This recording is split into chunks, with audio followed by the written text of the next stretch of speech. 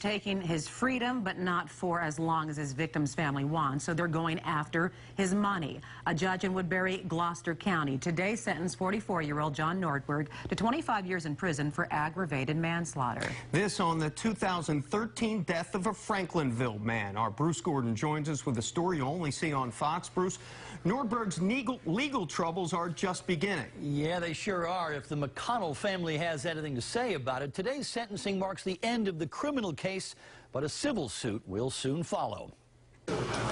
John McConnell was the youngest of 11 children. On Friday, most of that big family filed into a Gloucester County courtroom to see his killer pay a price.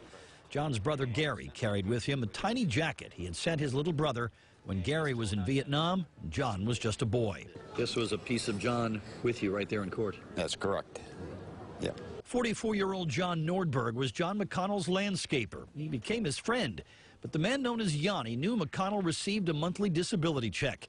And so in March 2013, Nordberg bashed the 54-year-old McConnell in the head, bound him, gagged him, robbed him, and left him to die. There's a hole in the heart of our family that cannot be fixed. But the case was no slam dunk, and in court Friday, Nordberg agreed to a plea deal on a charge of aggravated manslaughter that could see him get out of prison in just over 17 years. Is that long enough?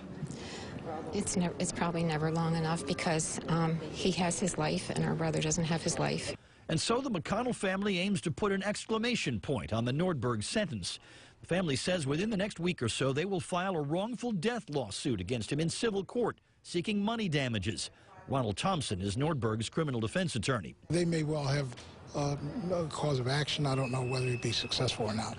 And as a practical matter, I don't believe Mr. Nordberg has anything, so I don't know what would be gained from it. But the McConnell family says a civil suit will be worth it to send their brother's killer a message. At this point, we have no idea what type of assets he has or what type of money he may come into, but the rationale here is really to make his life a little harder. If he's going to get out of jail in 17 years, well, we'd like to have a big judgment against him to make his life a little harder.